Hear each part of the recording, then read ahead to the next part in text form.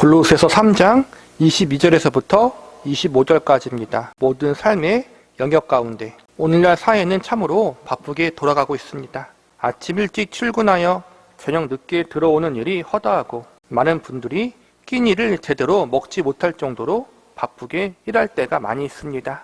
그런데 더욱 힘이 빠지는 것은 이렇게 바쁘고 힘들게 일함에도 불구하고 넉넉하고 풍요로운 삶을 살지 못하는 것에 있습니다. 그래서 많은 사람들이 지나가는 말로 떼돈 버는 것도 아닌데 뭐하러 이렇게 바쁘고 힘들게 사는지 모르겠다고 말합니다.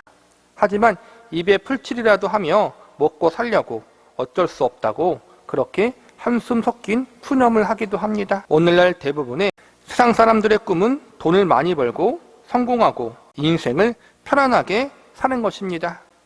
특히 노년에는 모든 일을 내려놓고 은퇴하여 돈 걱정 안 하고 마음 편하게 사는 것을 꿈꿀지도 모릅니다. 그러나 우리의 소망이 어떻게 됐든 우리들은 앞으로 남은 우리의 삶의 거의 대부분을 일하며 살아야 하는 평범한 서민들입니다. 어차피 일하며 살아야 할 인생, 우리는 이 일을 즐거운 마음으로 할 것인가 아니면 억지로 어쩔 수 없이 하는 마음으로 해야 할 것인가, 이것을 선택해야 합니다.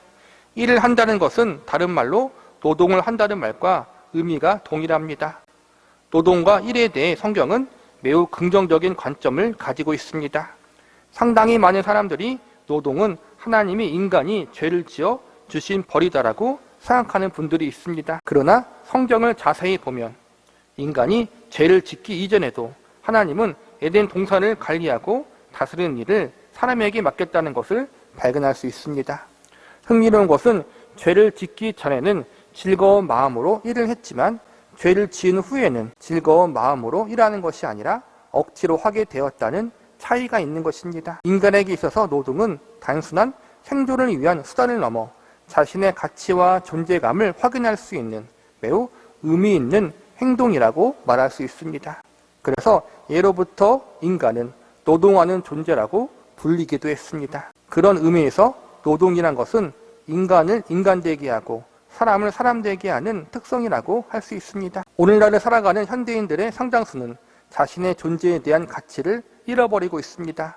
그 이유 중 하나가 바로 매일매일 반복되는 일상과 노동 가운데 진정한 삶의 의미를 찾지 못하고 있기 때문입니다.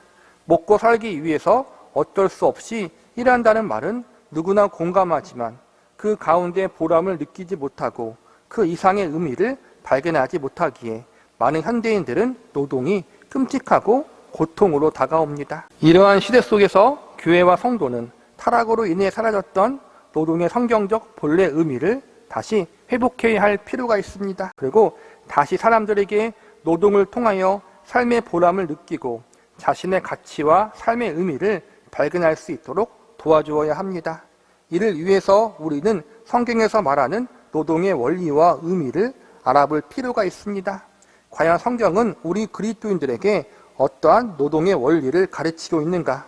우리는 오늘 본문의 말씀을 통하여 성경적 노동의 의미에 대해서 살펴보도록 하겠습니다. 첫 번째, 성경에서 가르치는 노동의 원리는 우리에게 주어진 모든 일이 주의 일이라고 가르치고 있습니다. 오늘 본문의 말씀은 성도들에게 성경에서 가르치는 노동의 원리 혹은 직장 생활의 원리가 무엇인지에 대해서 알려주고 있는 매우 중요한 진리들이 포함되어 있습니다. 우리는 보통 6일 동안 세상에서 고통받다가 7일째 되는 날 주일날 교회 나와 하나님을 예배하며 위로를 받는다고 생각합니다. 물론 이러한 생각은 틀린 것이 아닙니다. 우리는 교회에 나와 위로와 격려를 받고 예배를 통해 상처받았던 마음, 지쳤던 심령의 회복을 얻게 됩니다. 그러나 이와 더불어 우리가 한 가지 더 알고 있어야 하는 것이 있는데, 그것은 위로를 받고 회복을 얻는 것에서 끝나지 않고 세상을 향해 담대히 나아갈 수 있는 힘과 능력을 얻는 시간이 바로 주일의 예배 시간이 되어야 한다는 것입니다. 사실 성도들의 삶의 승리는 주일의 교회가 아닌 월요일에서부터 토요일까지의 삶의 터전에서 확인해야 합니다. 주일은 일터의 승리를 위한 준비의 시간이어야 합니다. 다시 말하면 우리가 주일날 예배 자리에 나와 은혜와 위로를 경험하고 하나님으로부터 힘과 능력을 공급받았다는 사실의 결과가 월요일의 가정생활, 직장생활에서 변화의 열매로 나타나야 한다는 말입니다. 성도들이 그들의 삶의 자리에서, 그들의 일터에서 진정한 승리를 경험하기 위해서는 우선적으로 우리의 삶의 모든 영역, 특히 교회 안에서만이 아니라 교회 밖에서 일상적인 삶의 영역이 주님의 일에 속한다라는 인식을 가지고 있어야 합니다. 우리가 주의 일을 하면 제일 먼저 떠올리는 것이 교회에 나와서 예배하는 일, 성경 공부하는 일, 봉사하는 일, 전도하는 일, 선교하는 일들을 생각하게 됩니다. 그런데 우리는 우리의 인생의 장에서 우리가 속해 있는 사업장과 직장에서 맡겨진 일들과 씨름하는 것을 주의 일이라는 생각을 하지 못합니다. 주부들이 가정에서 집안일을 하며 가사를 돌보는 일이 주의 일이라고 생각해 본 적이 얼마나 있습니까? 우리들은 교회와 관련된 일들은 거룩한 일이고 우리들의 일상생활과 관련된 일들은 세속적인 일이라고 생각하는 경향들이 있습니다. 우리뿐만 아니라 한국교회의 대부분 성도들 역시 은연중에 이런 사고를 가지고 있습니다. 그런데 한국교회가 과거 놀라운 부흥을 경험하고도 오늘날 많은 사람들에게 비판을 받고 사회적으로 욕을 먹는 이유 중 하나가 바로 이러한 이분법적인 사고방식에 있다라는 사실을 아십니까? 이분법적 사고방식이란 교회 안에서 열심히 예배를 드리고 성실히 봉사를 하는데 교회 밖에서는 정작 그러한 삶을 살지 못하는 것을 이야기하는 것입니다. 즉 일주일에 한 번 주일날 혹은 교회 안에 있을 때에는 열심히 신앙생활을 하는 것 같은데 일상의 삶의 자리인 일터와 가정에서 불신자들과 전혀 구별되지 않은 모습을 보인다는 것입니다. 한 발 더 나아가 내가 속해 있는 사업장과 직장과 가정에서 내 가족들과 내 주변 사람들에게 말이나 행동이나 가치가 모두 전혀 모범이 되지 못하기도 합니다. 이에 대해 성경은 다음과 같이 가르치고 있습니다. 본문 23절을 다시 한번 보시기 바랍니다. 무슨 일을 하든지 마음을 다하여 주께 하듯 하고 사람에게 하듯 하지 말라. 23절에 보면 무슨 일을 하든 주께 하듯 하라고 가르치고 있습니다. 이는 우리 그리스도인들이 삶을 살아갈 때 세속적인 일과 거룩한 일이 따로 있다고 가르치는 것이 아닙니다. 즉 우리가 살아가는 매일매일의 평범한 삶, 일상생활의 장이 주님을 섬기는 섬김의 장이 될 수 있다고 가르치고 있는 것입니다. 성경에서 일관되게 말하는 것은 바로 하나님의 주권입니다. 하나님이 우리를 창조하시고 우리의 인생을 다스리시는 주인이시라면 그분은 일주일에 한 번만 혹은 교회 안에서만 우리의 주인이 되시는 것이 아닙니다. 우리가 종교적인 활동을 할 때만 우리의 삶을 주관하시는 것이 아니라 매일매일 반복되는 우리들의 삶 속에 또한 우리들의 평범한 일상생활 속에서도 여전히 우리의 주인이 되셔야 한다는 것입니다. 즉 우리가 주일에 교회에 나와 기도할 때만 주여 하며 주님을 찾는 것이 아니라 일터에서, 직장에서, 학교에서, 가정에서도 우리들의 모든 삶의 영역 가운데 주님을 찾아야 하고 주님 앞에서 합당하게 생활해야 한다는 것입니다. 왜 그렇습니까? 그 이유는 교회 안에서만이 아니라 교회 밖에서까지도 우리 주님이 나의 주인이 되시기 때문입니다. 그러므로 우리는 우리의 모든 삶의 영역이 하나님 앞에 바쳐지는 삶을 살아야 하는 것입니다. 직장과 사업터전 가운데서도 하나님이 우리의 주인 되시는 삶을 살아야 합니다. 가정에서도 예수님이 우리의 구주가 되시는 삶을 살아야 합니다. 교회에서만이 아니라 교회 밖에서도 우리들의 일상생활 속에서도 우리들의 일터 가운데에서도 하나님이 나와 함께 하시고 이 일을 통해 하나님께 영광을 돌리고 다른 이들에게 하나님의 백성과 자녀다운 삶이 무엇인지 보여주고 드러내는 삶을 살아야 한다는 것입니다.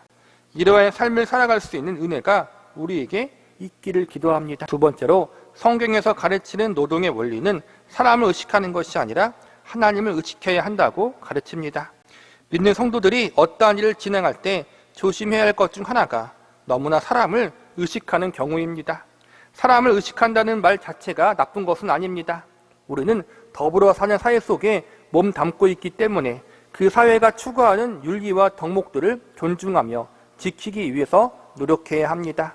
또한 일반적으로 그 사회의 구성원들이 보기에 옳지 못한 일들, 합당하지 못한 일들은 하지 말아야 합니다.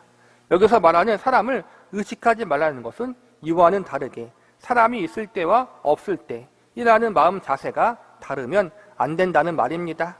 많은 사람들이 사람이 있을 때에는 열심히 일하다가 사람이 없으면 유령을 부리고 대충대충 일하기도 합니다. 윗사람에게 잘 보이려고 열심히 일하는 척 하는데 아랫사람이 있으면 일을 제대로 안 하는 사람들이 분명히 있습니다. 이러한 행동을 조심하라는 의미에서 사람을 의식하지 말라는 것입니다. 자꾸 사람의 마음에 들려고 억지로 혹은 부자연스럽게 일하는 것을 주의하라는 것입니다. 그래서 성경은 사람을 기쁘게 하려는 동기로만 일해서는 안 된다고 가르칩니다. 그렇다면 누구를 의식하고 누구를 기쁘게 해야 합니까? 바로 하나님을 의식하고 하나님을 기쁘게 하려는 동기로 일을 해야 합니다. 본문 22절을 보시기 바랍니다. 종들아 모든 일에 육신의 상전들에게 순종하되 사람을 기쁘게 하는 자와 같이 눈 가림만 하지 말고 오직 주를 두려워하여 성실한 마음으로 하라. 사람은 모든 것을 다 볼 수 없습니다. 그래서 사람만 의식하는 사람은 상급자가 볼 때만 열심히 합니다. 상급자의 눈에 보이지 않는 대부분은 대충 일할 때도 있습니다.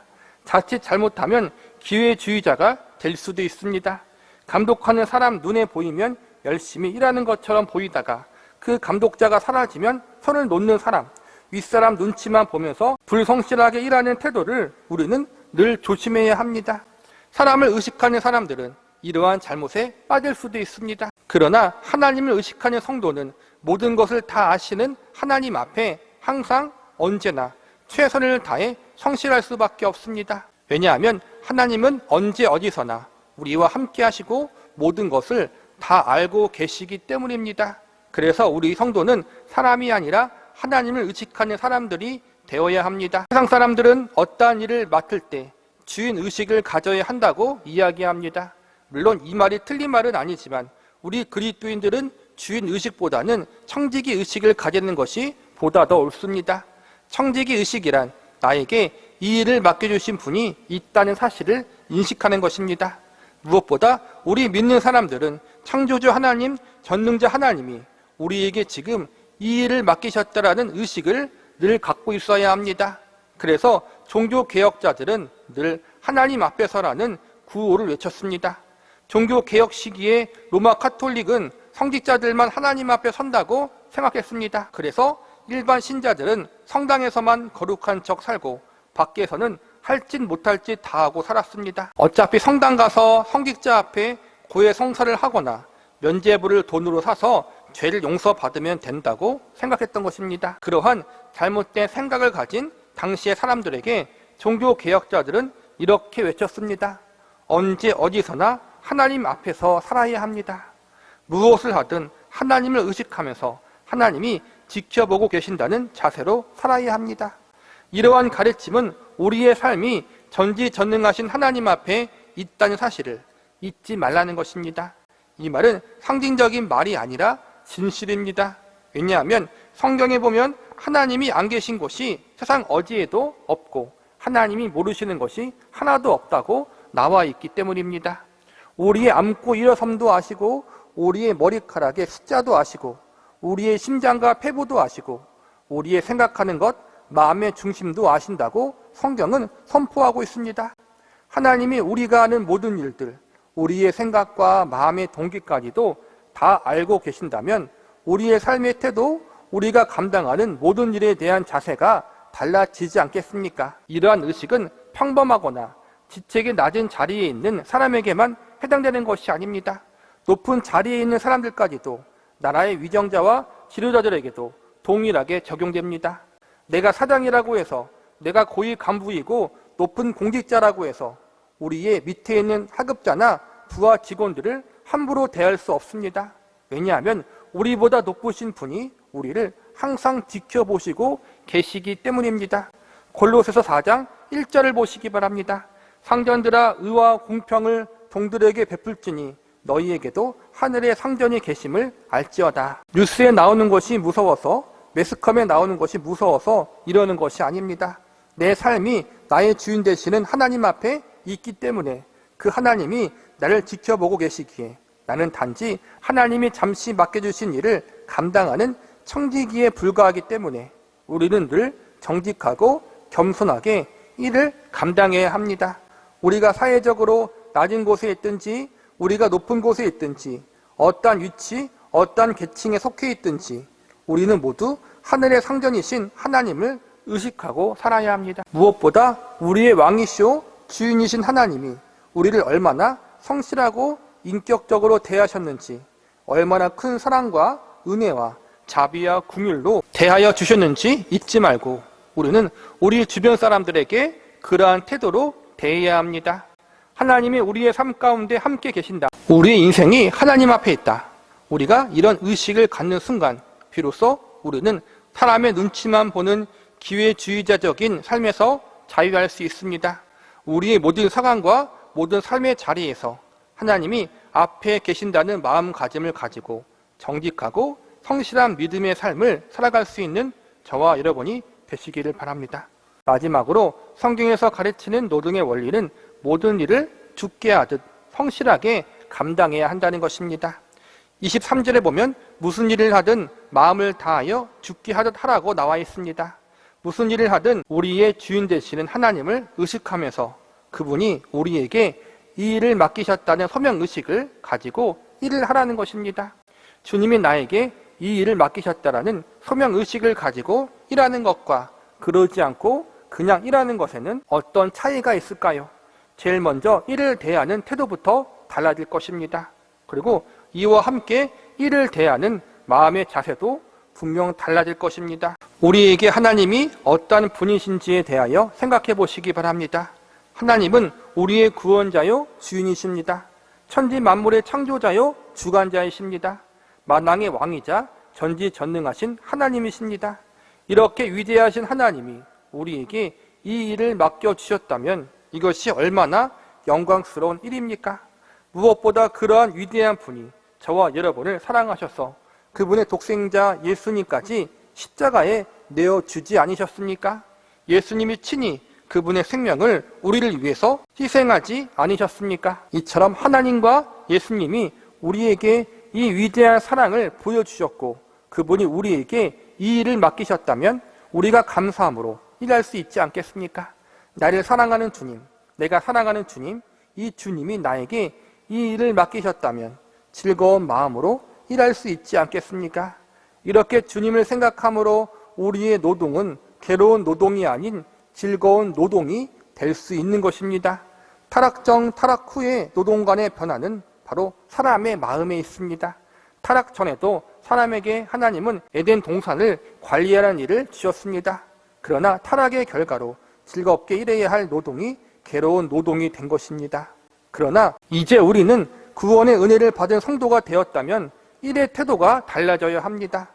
우리는 이제 예수님 안에서 죄악된 우리의 모습이 죽고 의의 모습으로 새롭게 태어난 사람들이기 때문입니다. 새롭게 태어난 우리들은 이제 죄의 지배가 아니라 하나님의 의의 지배를 받는 사람들이 되었습니다. 그러므로 이제 하나님이 인간을 창조하셨을 때 주셨던 노동의 본래적 의미가 우리들의 삶 가운데 회복되어져야 하는 것입니다. 예수님 안에서 새롭게 태어난 우리들은 하나님 아버지 앞에서 즐겁고 기쁘게 일할 수 있는 존재가 된 것입니다. 그러므로 예수님 때문에 우리는 성실하게 일해야 합니다. 하나님 때문에 정직하고 감사함으로 일을 해야 합니다. 때로는 불신자들이 신자인 우리보다 일을 더 잘할 수 있습니다. 그러나 특별히 성실에 관해서는 불신자들에게 지지 말아야 합니다. 성실하다는 말은 마음이 나누어지지 않는 마음을 의미합니다. 주께서 맡기신 일이라면 잘하느냐 못하느냐를 떠나서 마음을 다하여 최선을 다할 수 있어야 한다는 것입니다. 그것이 바로 성실입니다. 하나님이 우리를 보고 계시고 다 알고 계십니다. 그러니 조금 부족해도 조금 못해도 좋습니다. 그러나 성실한 마음과 태도만큼은 하나님과 사람들 앞에 인정받을 수 있는 저와 여러분이 되시기를 기도합니다. 말씀을 마무리하겠습니다.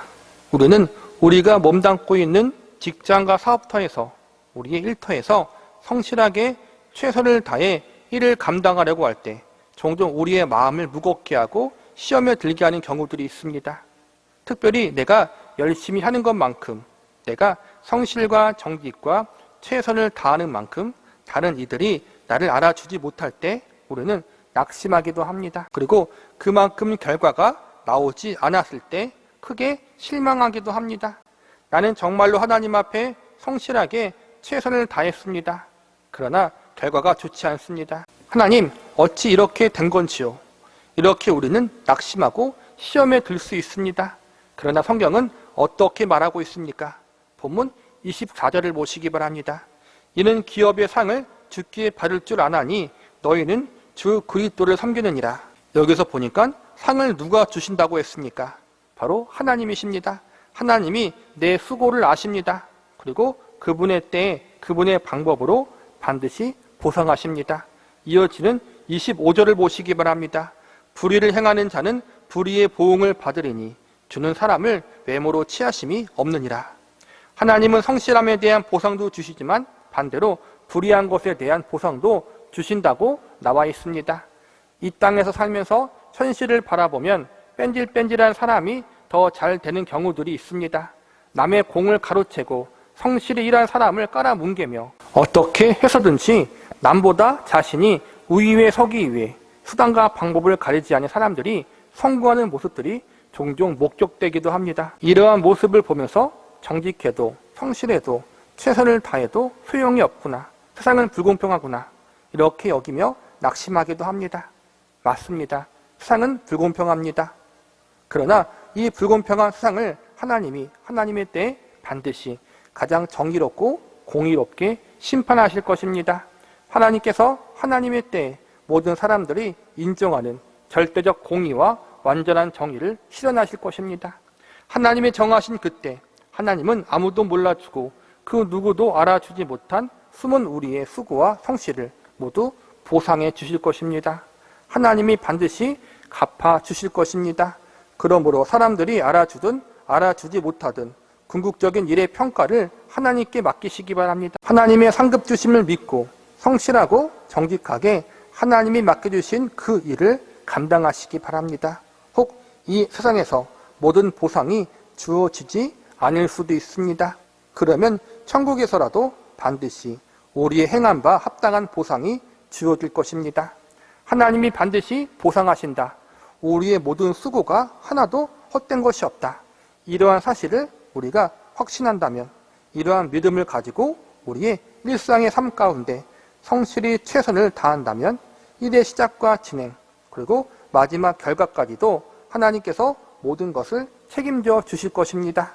그리고 우리의 모습을 통하여 많은 믿지 않는 사람들이 저 성도는 달라, 다른 것은 몰라도 저 그리스도인은 정직하고 성실해, 무슨 일이든 믿고 맡길 수 있어, 이러한 인정을 듣고 칭찬을 들을 수 있는 때가 올 것입니다. 이것이 교회와 성도의 사명입니다.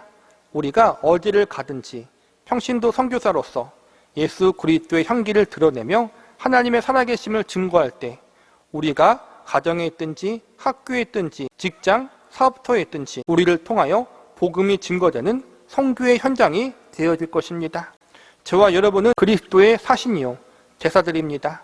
어디에 어떤 일을 하든지 우리의 삶 가운데, 우리의 생활 가운데 그리스도의 향기를 전파하며 진정 하나님의 살아계심을 증거하는 사명을 잘 감당할 수 있는 저와 여러분이 되시기를 바랍니다. 물론 이 일은 쉬운 일이 아닙니다. 말로는 쉽지만 목회자인 저부터 잘 안 되고 있는 것이 사실입니다. 생각과 다짐대로 실천이 안 되는 나의 연약함과 부족함, 더불어 절대로 손해보지 않으려고 하는 우리의 고집과 아집, 성실하고 정직하지 않았던 우리들의 은밀한 죄악성들이 분명 우리들의 삶 가운데 있습니다. 우리는 그러므로 늘 겸손해야 하고 늘 하나님 앞에 납작 엎드려야 합니다. 하나님 앞에 결코 우리는 나는 이만큼 했다고 자랑하거나 내세울 것이 전혀 없습니다. 우리는 늘 하나님 앞에 저는 부족합니다. 저는 고집쟁입니다. 저는 죄인입니다. 그러나 하나님 때문에 은혜 가운데 이렇게 살아가고 예수님 때문에 이 일을 감당하며 살아갑니다. 이러한 고백을 올려드리는 사람들이 되기를 바랍니다. 뒷골이만한 나의 열심과 공로를 가지고 자랑하지 않고 언제 어디서나 교만하지 않는 낮은 자리에서 하나님의 도우심과 자비로운 은혜를 구할 수 있는 저와 여러분이 되시기를 기도합니다.